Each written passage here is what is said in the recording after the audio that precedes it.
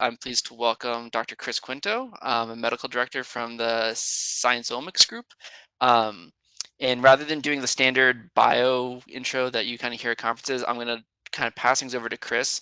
But why don't you kind of give us a rundown of what your background is, what where you trained, your education, what you're doing now, and kind of how you got to this point, and then we'll kind of open up for general discussion. All right. Well, thanks, Phil. All right. So how I got here, where I came from, and all that jazz. So I did my PhD at Georgia Tech um, uh, under Dr. Deng Bao, who's no longer there, is now at Rice. Um, and I studied magnetic nanoparticles for cancer treatment, using them to both deliver heat and chemotherapies in order to use a synergistic approach to kind of improve cancer therapy overall. Um, so I started that back in 2010, um, and around the midway through 2015, my advisor told me that he was going to move to Rice. And earlier than that, my girlfriend, now wife, um, her lab actually moved out to San Francisco. Um, so with all that kind of going on, we ended up, she ended up moving out to San Francisco to continue her research in the lab there. I stayed in Atlanta to finish up my wet lab experiments before joining her in San Francisco. What would that be? That'd be May of 2015. At which point I kind of was done with wet lab and I was just solely writing my thesis, and with a targeted defense date of August. And so during those months between moving out to San Francisco and then defending in the short and some few months after that, that's when I did the bulk of my job search. And my job search, I moved to a new area. I had almost no ties to anyone there, just having moved to San Francisco. Um, and so a lot of my jobs are, I started with very little networking kind of head start there. So a lot of my job search was kind of your blanket kind of broad web-based search. So I used Indeed, and basically kind of looked for any job that needed a PhD. Did some targeted kind of things. I knew I was looking for. I looked into several different areas, including research. My area of my PhD, there's not a ton of direct pharma research right now. So there weren't as many clear, all right, my background makes me totally suited for so-and-so positions. My skills and my background didn't translate exactly to many of the positions that were out there for your typical pharmaceutical companies. So I kind of applied to both large and small. Bay Area has a ton of pharmaceutical companies, so there's a lot from everything in between. Um, I also knew that I wanted to explore consulting as well. So I looked into some of these more boutique consulting companies that specifically hire PhDs, and they, for some of them at least, focus on um, management consulting for pharmaceutical companies or biotech companies. Um, and through all of that, I had found also this one company that was doing this thing called medical communications. And I had no idea what medical communications was at that point in time. No one ever during my PhD had said anything about this line of work or what it entailed, or that it was even an option. So I kind of looked at it. I looked at the job description. It was pretty didn't really require any specific technical skills or very specific background skills than being a good communicator, having a PhD, um, and some more broad skills. So I was like, okay, I'll see what this is about. The website for general medical communications companies is not the most telling of what the company actually does. Um, it's very kind of general marketing language that, as someone who comes straight from academia, straight from his PhD, you don't really have a good frame of reference for what that actually means in a day to day and what the actual company's trying to do. I kind of got a general gist of like what it was looking for, and from there, I hope that I could also get a bit more idea of what the day to day work would entail through the interview process. Um, so um, I guess how far do you want me to go, Phil? Do you want me to keep going through this, or So I think what would be helpful would also to talk a little bit about what it is you do. Like you had said that you didn't really know what they so how yes, did you figure out what they did, figure out that was something you were interested in, and then talk a little bit about because you've had a couple promotions through this organization. So where did you start? What were your roles? How did you yep, kind of advance? okay, that's a lot. Uh, so um, like I said, I kind of looked on the website. I kind of looked at the job description, um, and again, a lot of my better idea also came from the actual interview process and having to being able to actually talk to people that were in the position. So broadly, medical communications is an industry where we work as an arm of marketing agencies. Um, so you may know of your like normal marketing agencies that might do marketing for Coca-Cola or Nalgene or I don't know, Apple or whatnot. Um, and you do have that same thing for pharma, though for pharma, your target audience is a highly specialized customer, these doctors and in general HCPs. So you should actually talk to them and have appropriate like messages and being able to communicate with them effectively. You need a more specialized kind of agency to develop that kind of messaging, develop the content you want to use to kind of talk to them and promote your drug. So that's kind of where we come in as, you know, highly specialized in, people that understand how the biology works and can understand how a drug works, and then be able to explain that to a doctor to say, this is why this is a good therapy for so-and-so patients. Um, and that's the general idea of what we do. And we kind of develop content in a number of different channels. Um, so it can be ways that doctors can talk to other doctors about the drug, how a sales rep can then talk to a doctor about the drug, um, things that will go in, a company's booth in a conference that help kind of explain what the drug does. So these could be like um, videos, we've done podcasts, we've done things that kind of live on websites, so interactive games, um, and kind of like big style presentations that occur at those conferences as well. And those can kind of take a lot of different.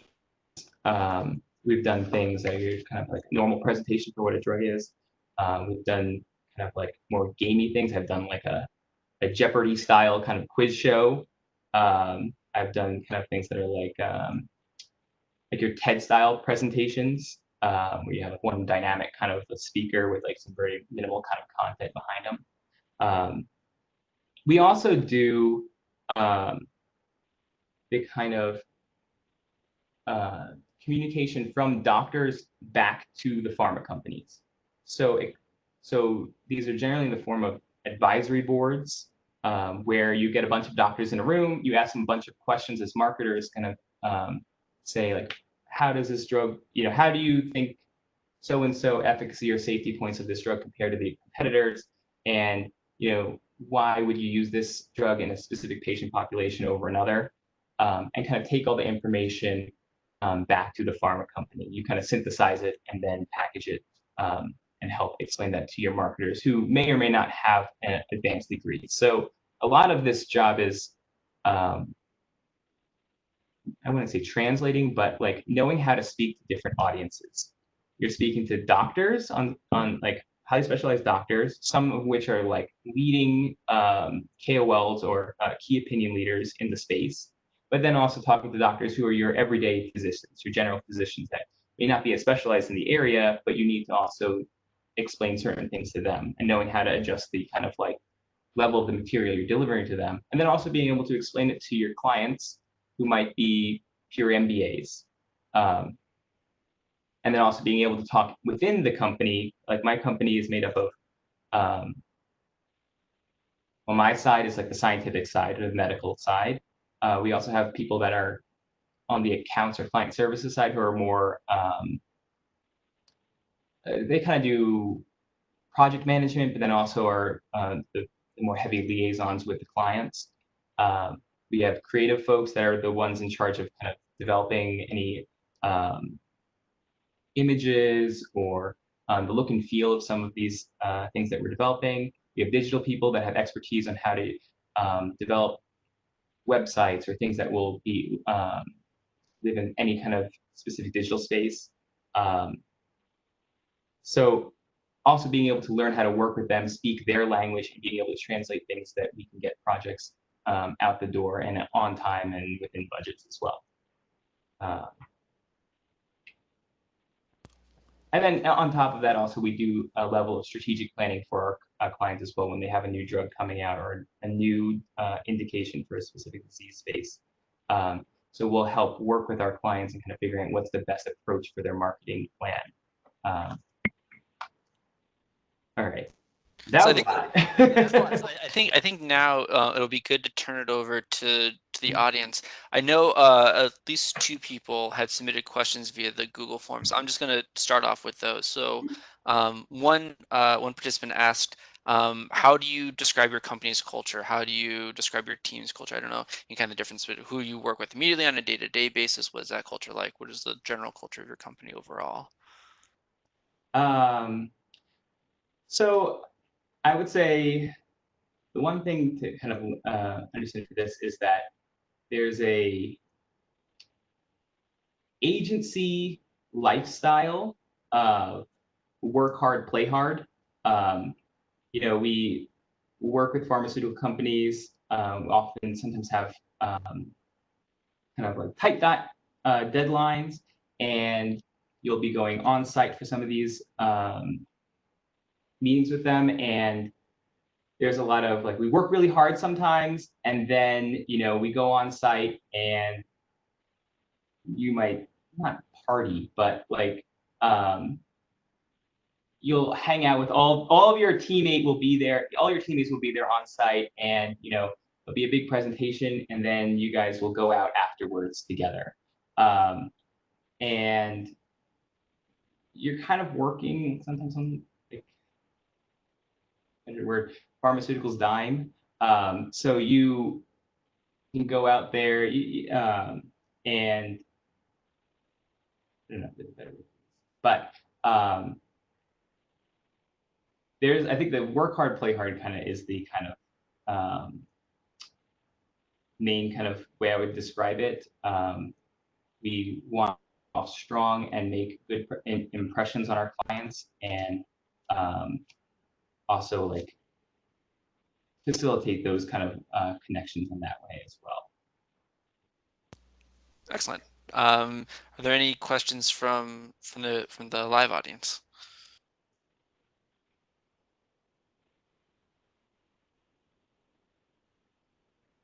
My name is Kayla Taylor, and I was just wondering, can you run me through a day in your life? Just what you do day to day. Okay, yeah.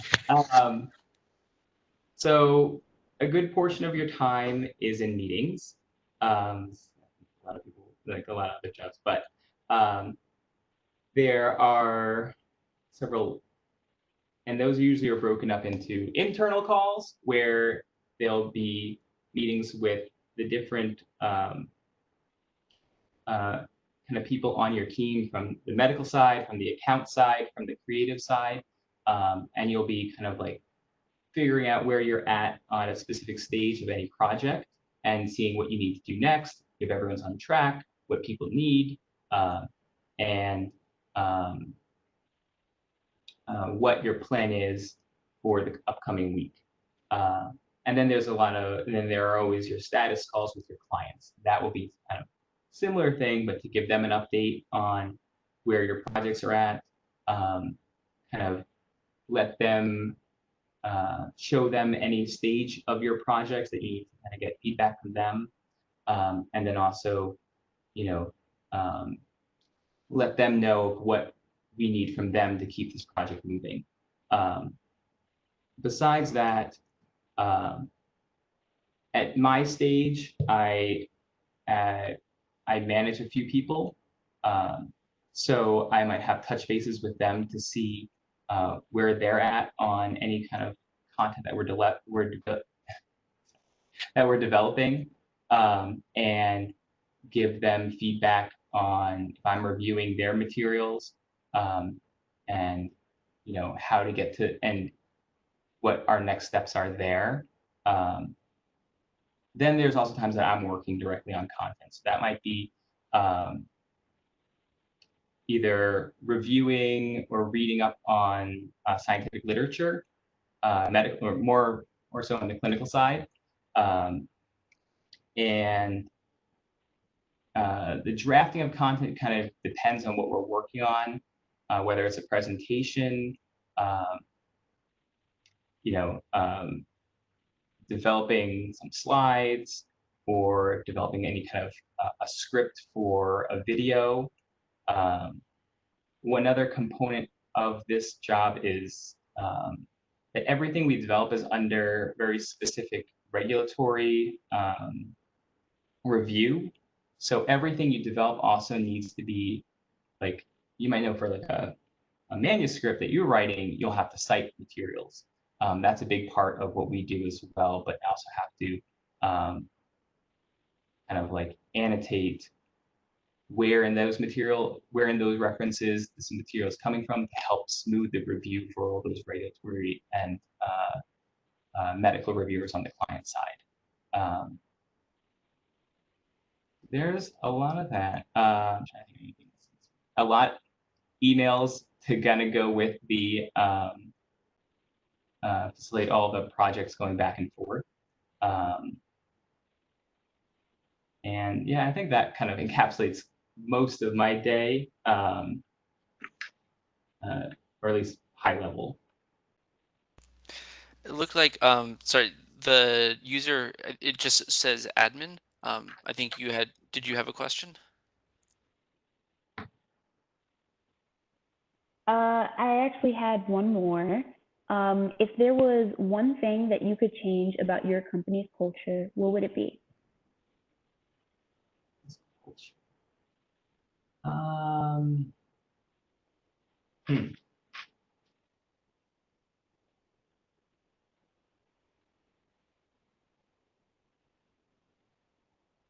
I would say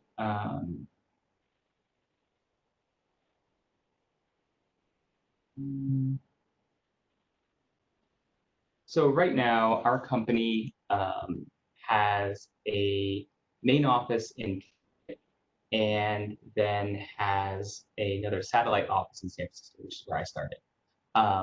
And there are times where I felt like, as being in the satellite office, we weren't, we were the extra people in the company, and we didn't feel as connected as I would have liked to the main office in Connecticut.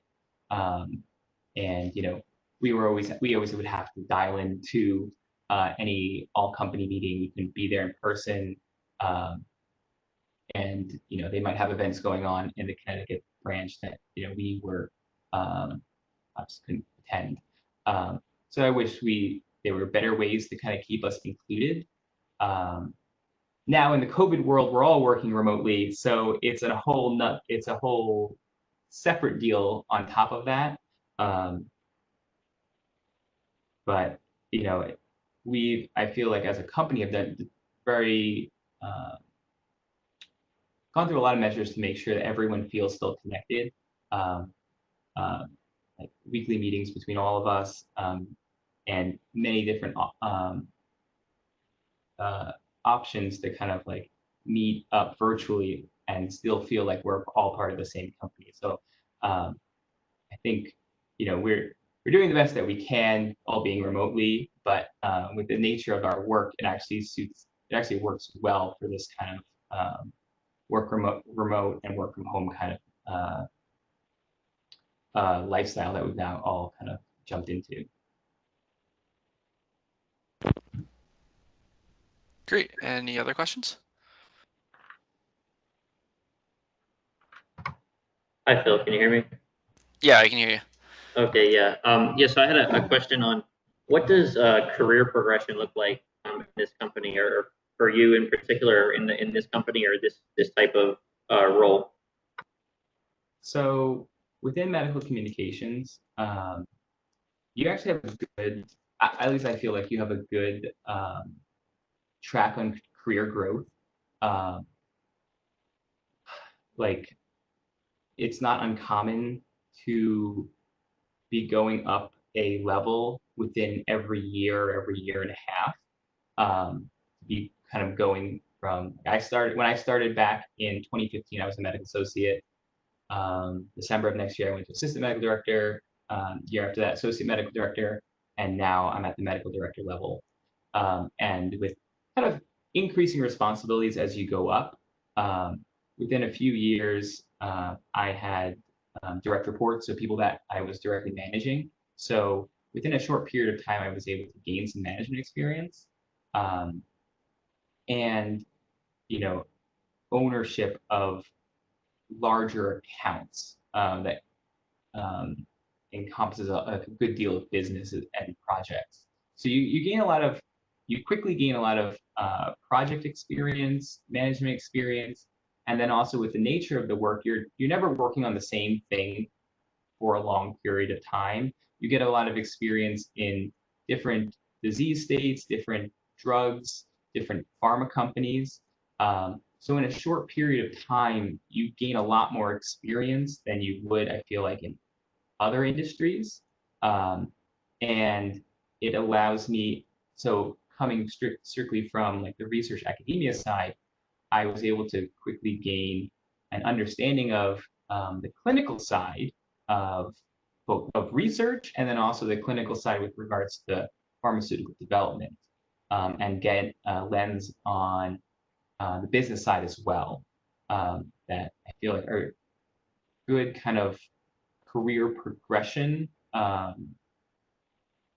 and background to help kind of move you into other roles.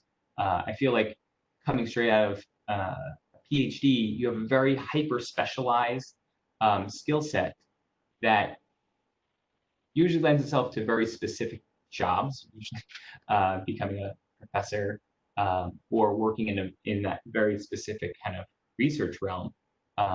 And this and in this kind of experience, in this kind of job, you get that broader experience that helps you kind of round out that side. So you definitely have the science background. That's great. Here you get to develop your communication skills and also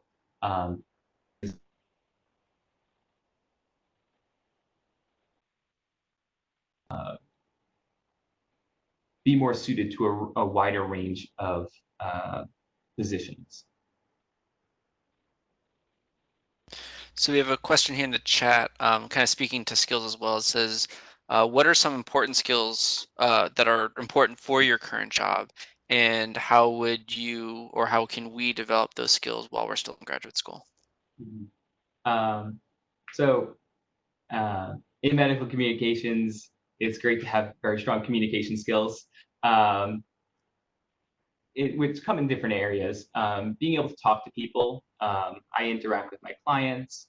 I interact with the other people on my team, and so knowing how to talk to them and communicate high level science to different audiences is great. And I think for you right now, it's helpful to take your research and find any opportunity you have to present it to different types of audiences, not just conferences where everyone is of the same background as you. You can kind of, but ways that you will force you to communicate what you're doing to different levels of people, and being able to kind of pull out the main points that and convey that in different ways. I think also finding any opportunities you can to develop, present your work, to kind of develop content.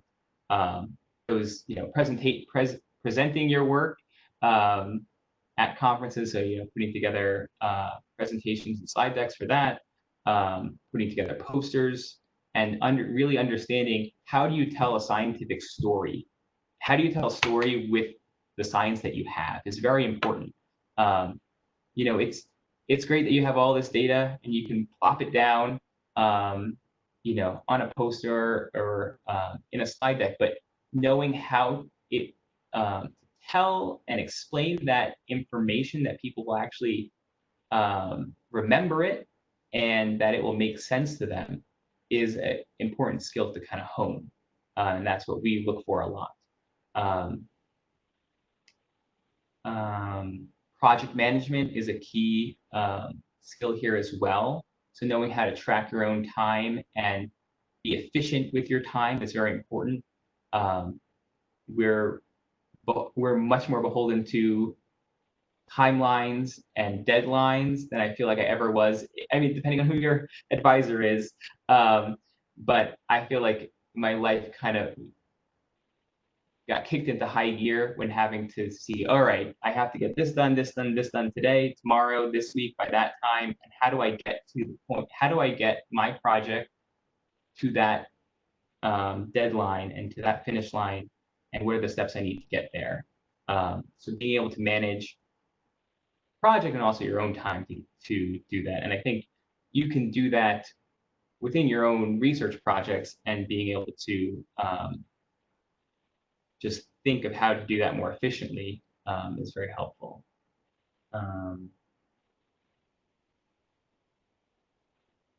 And I think in just learning how to present yourself, if you can find opportunities to get in front of people, and public speaking is helpful, and knowing how to make a good impression on that end as well.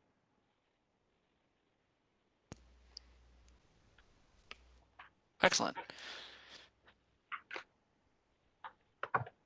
What does job turnover look like in your company, or someone in this field? I mean, I'm thinking of like sales reps at just medical sales companies, and how every year it seems like we've got new sales rep for half the company. So I'm thinking of that kind of level. How does that compare? So within agencies, I'll say broadly, there is turnover. It is a component of the industry. And I think it's part of it is that there are a good number of companies here that may burn you out.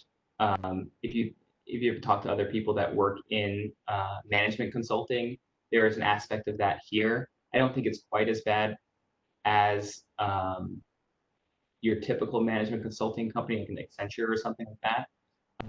But there are times where there's highs and there's lows of the amount of work that I have.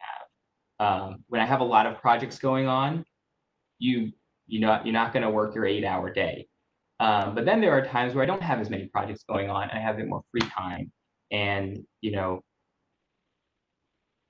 that kind of balances it out, I feel like, within this job more than I think some other industries. And so I feel like people stay here for a few years and then usually move on to something else. But within the medical side of this industry, especially specifically in the type that I'm in, the medical education side, as opposed to promotional pharmaceutical marketing, you have a little bit better, you have a better work-life balance, and people stay here longer than I would have seen in other industries. So I'm going to jump in with a question real quick. If you, like, thinking back as where you are now versus back in grad school, maybe third, fourth year, what would, if this is, you knew this was kind of the position you wanted to go for, medical communications, what would you have liked to have done differently to make getting to where you are now a little bit faster or easier? So I've, and I've also interviewed people looking to join TSG. And I look for, and what I would try to have done is show that I'm interested, or show that you're interested in medical communications early on. Whether that's kind of looking to try to get like a best poster award or best presentation award at conferences, those are things that really stand out, that show that you're a good communicator.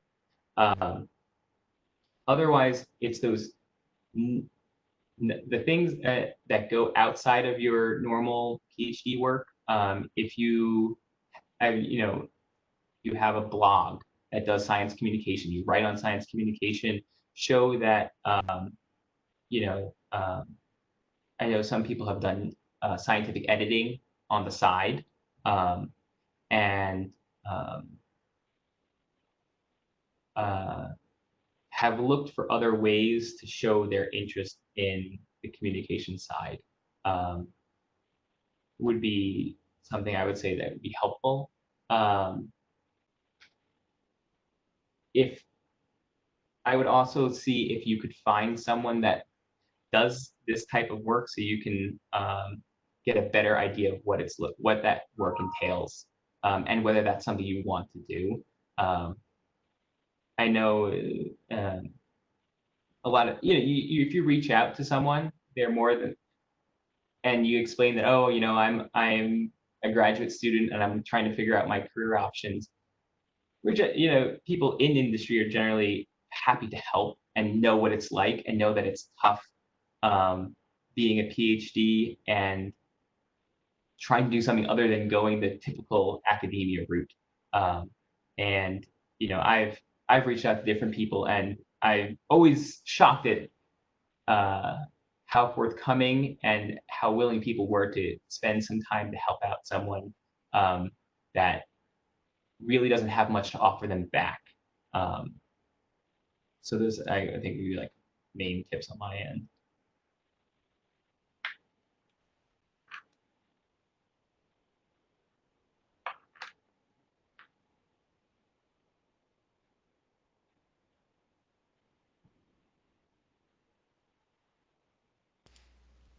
So you also talked a little bit about networking, and having the fact that you started your job search sounded as soon as you jumped, you kind of moved from Atlanta to San Francisco, which I'm presuming you didn't have a strong network in San Francisco. So can you talk a little bit how you overcame that hurdle of new location, new space, and not a great kind of de facto network?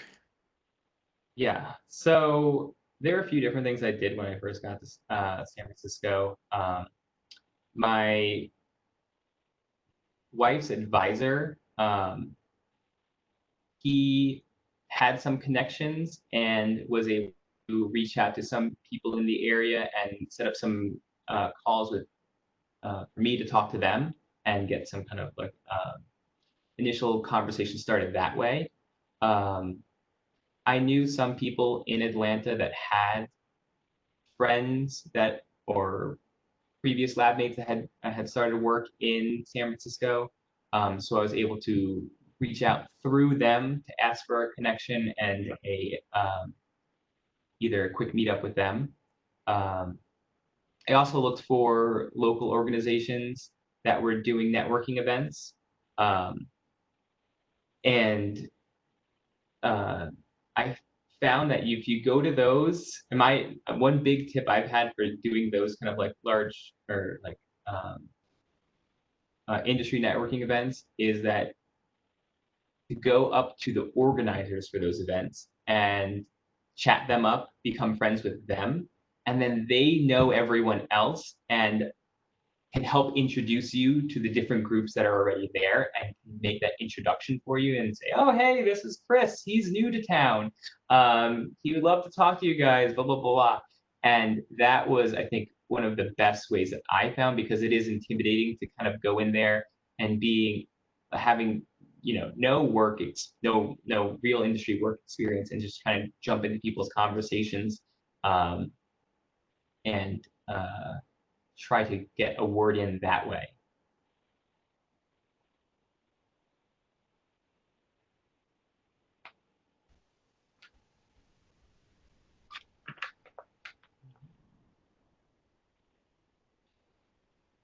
Any other questions from the audience?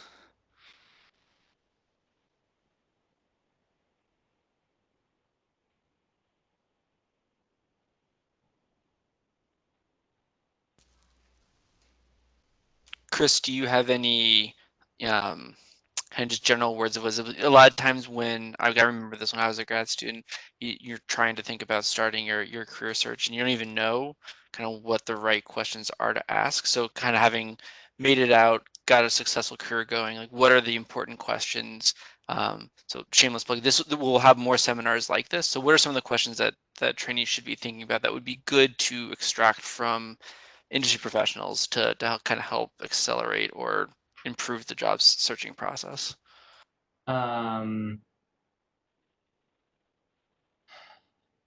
So I'll not exactly answer that question, but something related. When I was interviewing for other positions when I first started, I had one interview with a very small biotech company. And I interviewed with the woman that was she had a PhD and she had started this company, and it was a very small company. And I think a good question to ask is, where do you see this company going? What is your exit strategy? Are you looking to be bought out? Are you looking to get a next round of funding, or what is that? You're not going to just stay at a small company forever, and so what is your business plan? And what I remember from that conversation was that she didn't really have a good business plan, or hadn't really thought that through. And I think it was kind of telling that it was someone that had started this from the um, academic side, and had a strong founding on the science that she was working on, but did not have the business side of it to go with it. And that was kind of a red flag to me. And when I'm looking at these kind of small biotech companies, there's so much volatility. There's so much risk going into pharmaceuticals, going into biotech, that I wanted a bit more stability, or knowing that I'd have some job security, that the company's not going to go under in a few months.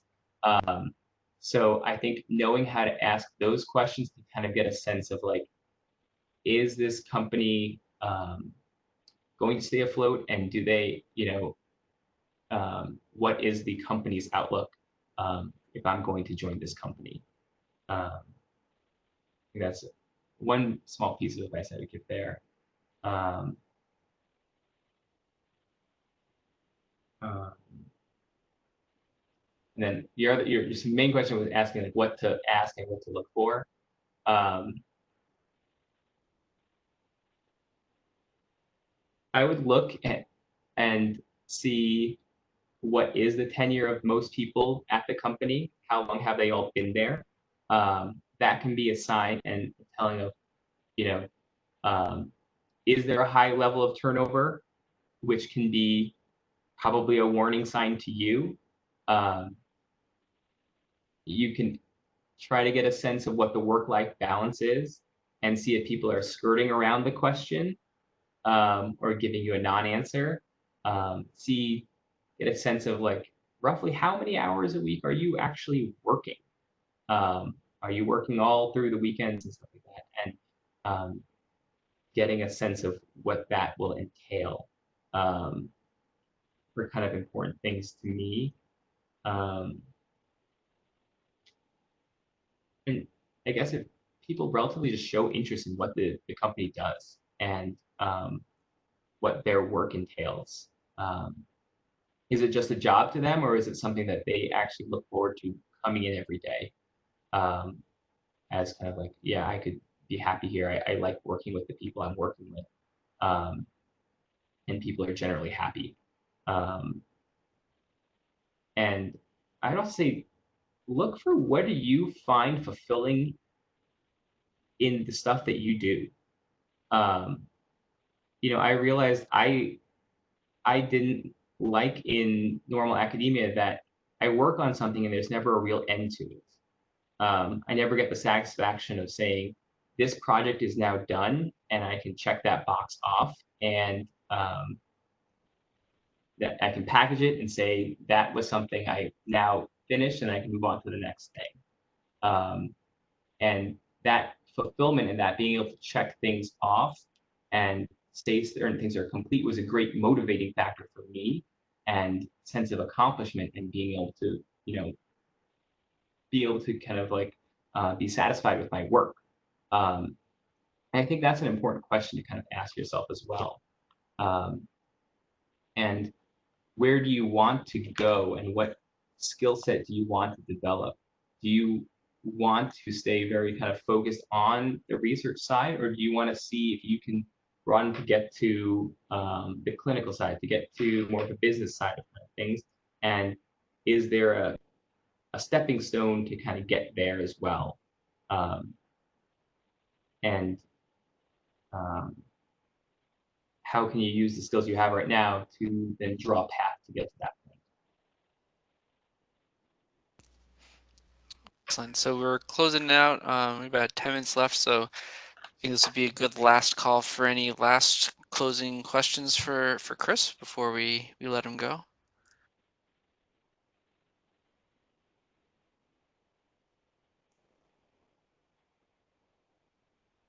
All right. If not, thanks, Chris, a lot for your time. I really appreciate it. If anyone has any further questions for Chris, you can feel free to email me. I can pass them to him, or we can, Chris, if they can reach out to you on LinkedIn, if that's something you're okay Yeah, that's with. perfectly fine. Yeah. Okay. Yeah. And then with that, thanks everyone for your time and your attention.